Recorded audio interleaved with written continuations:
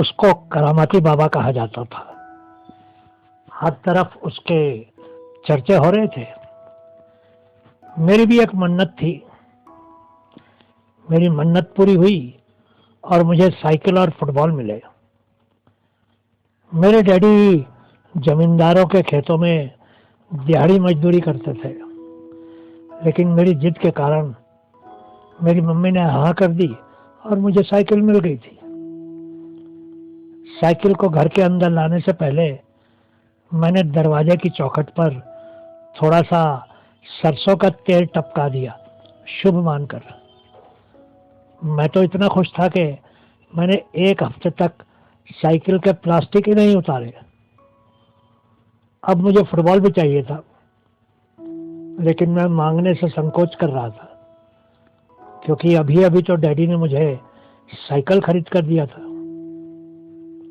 मुझे फुटबॉल चाहिए था, क्योंकि फुटबॉल अकादमी में मुझे फुटबॉल नहीं खेलने दी जाती थी। सबके पास अपने अपने फुटबॉल होते हुए भी हर दिन की तरह ही मैं उस शाम को भी बिना खेले ही मैदान से घर वापस आ रहा था। रास्ते में मुझे एक कुबड़ा व्यक्ति मिला। वो एक लाठी के सहारे सड़क के किनारे खड़ा था। वो करीब 70 बरस का था। पास जाकर देखा तो वो मुझे मनोकामना करने वाला वो चमत्कारी बाबा ही लगा। उसने मुझे रोका और बोलने लगा, बेटा, मुझे अपनी साइकिल पर अगले गांव के मोड़ तक छोड़ दे। मैं सोचने लगा कि उस बाबा का वजन कैसे खींच पाऊंगा, लेकिन तब तक वो साइकिल के पीछे वाली सीट पर बैठ गया। मुझसे सीट पर बैठकर उसके वजन के साथ साइकिल नहीं चलाई गई, लेकिन फिर भी मैं धीरे धीरे पैदल ही साइकिल को खींचने लगा। शाम का समय था। कुछ ही देर में उस बाबा के गांव का मोड़ भी आ गया। मैं इतनी दूर तक साइकिल को पैदल ही धकेल कर लाया था और वो बाबा मजे से बैठा रहा था। मैंने कहा, बाबा जी, लो आ गया आपके गांव का मोड़। बेटा, मुझसे बिल्कुल भी चला नहीं जाता है। इसके आगे का गांव मेरा है, वहां तक छोड़ दे मुझे घर जाने में देरी हो गई थी, लेकिन फिर न जाने मेरे मन में क्या आया कि मैं साइकिल को फिर से आगे धकेलने लगा। उसके गांव तक पहुंचते पहुंचते रात हो गई थी। लो बाबा जी, आपका गांव आ गया। बेटा, तू सच में ही बहुत अच्छा है।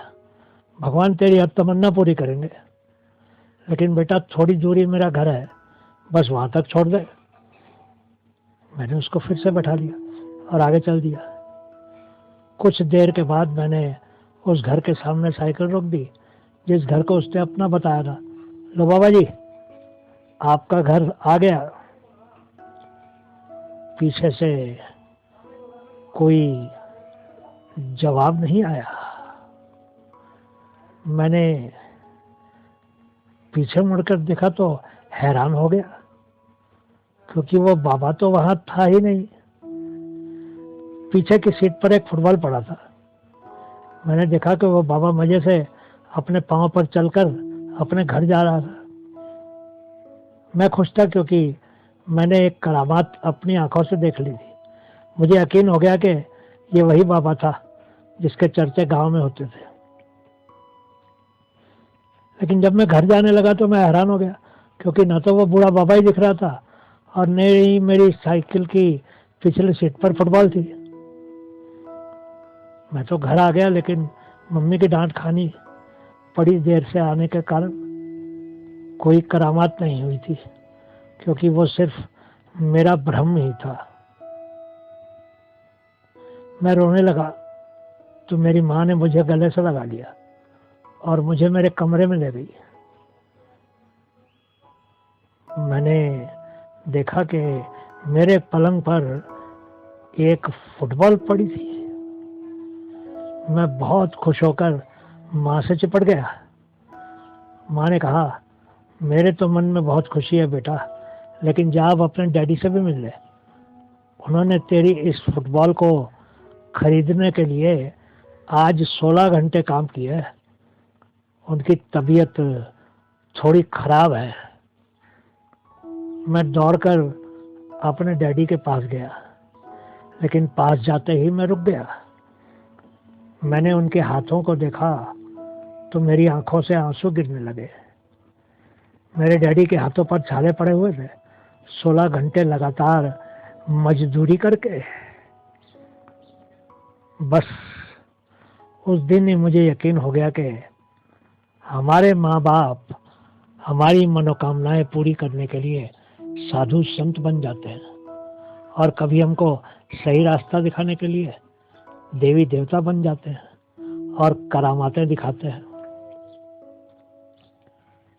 डैडी सोए हुए थे। मैंने हल्के से उनके हाथों को चूम लिया और उनको चादर से ढककर कमरे से बाहर आ गया।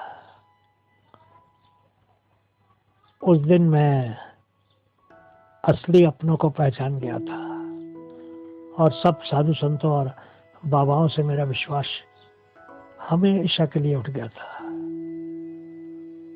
लेकिन मैं बहुत खुश था कि मेरे डैडी भी इतने करामाती थे, जो मेरी तमन्नाएं पूरी करने की सामर्थ्य रखते थे। बहुत बहुत शुक्रिया।